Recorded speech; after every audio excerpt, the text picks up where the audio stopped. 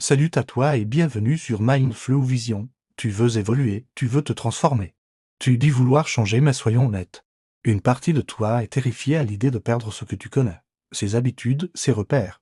Ces petites certitudes bien ancrées, c'est comme une vieille couverture chaude. Il te rassure. Il te protège. Mais cette couverture est aussi devenue un frein.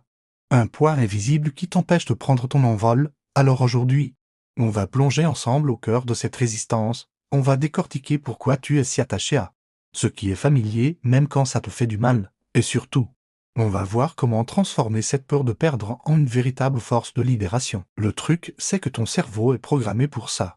Il est conçu pour la survie et la survie. Ça veut dire économiser de l'énergie. Le connu, c'est facile, c'est prévisible. Ça ne demande pas d'effort. Le nouveau, l'inconnu, c'est un danger potentiel. Ton mental préfère une souffrance familière à un bonheur incertain.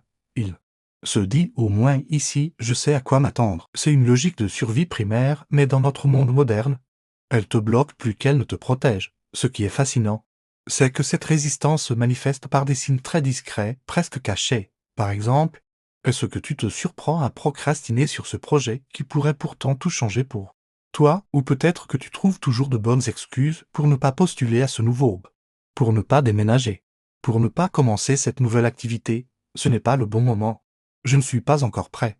Il faut que je me prépare mieux. Ce sont des phrases que ton mental adore. Ce sont les barreaux invisibles de ta zone de confort. Un autre signe, c'est de saboter tes propres succès. Dès que tu commences à avancer à obtenir des résultats, une petite voix te dit que tu ne le mérites. Pas que ça ne va pas durer et hop, tu fais inconsciemment quelque chose pour revenir à la case départ. C'est plus confortable de gérer un échec connu qu'un succès qui t'obligerait à te réinventer complètement. Cette peur de perdre ce que tu connais. C'est comme vivre dans une maison confortable, mais dont les portes sont verrouillées de l'intérieur. Tu sais qu'il y a un monde magnifique dehors, plein de nouvelles opportunités, de nouvelles rencontres, de nouvelles versions de toi-même. Mais ouvrir la porte, ça veut dire laisser un courant d'air frais entrer. Ça veut dire accepter de ne plus tout contrôler. Et ça, c'est terrifiant. La question, ce n'est pas de ne plus avoir peur. La peur est H million 0 100 000 0 100. Elle est normale. La vraie question, c'est est-ce que tu vas la laisser piloter ta vie? Ou est-ce que tu vas décider de la prendre par la main et d'avancer avec elle? Alors, comment on fait concrètement? La première étape, c'est la conscience. Prends un moment, vraiment, et liste tout ce à quoi tu t'accroches. Tes habitudes, tes relations, ton travail, tes croyances. Demande-toi honnêtement, est-ce que ça me sert encore? Est-ce que ça me nourrit ou est-ce que je le garde juste par peur du vide? Cet exercice peut être inconfortable, mais il est incroyablement puissant. Il met de la lumière sur les chaînes invisibles. Ensuite, commence petit. L'idée n'est pas de tout révolutionner du jour au lendemain. Personne ne te demande de sauter d'une falaise. Mais tu peux commencer par faire un petit pas en dehors de ta zone de confort. Chaque jour, essaie un nouveau restaurant. Prends un chemin différent pour rentrer du travail. Lis un livre sur un sujet que tu ne connais pas du tout. Chaque petite victoire renforce ta confiance en ta capacité à gérer la nouveauté. Tu montres à ton cerveau que l'inconnu n'est pas si dangereux que ça. Une autre piste puissante, c'est de redéfinir ta vision de la perte. On a tendance à voir la perte comme quelque chose de négatif, un vide. Mais si on changeait de perspective, et si perdre le connu, c'était en fait créer de l'espace? Imagine tes mains pleines de sable. Pour pouvoir attraper des diamants, tu dois d'abord lâcher ce sable. C'est la même chose dans ta vie. Lâcher tes anciennes habitudes, tes anciennes croyances, ce n'est pas perdre quelque chose.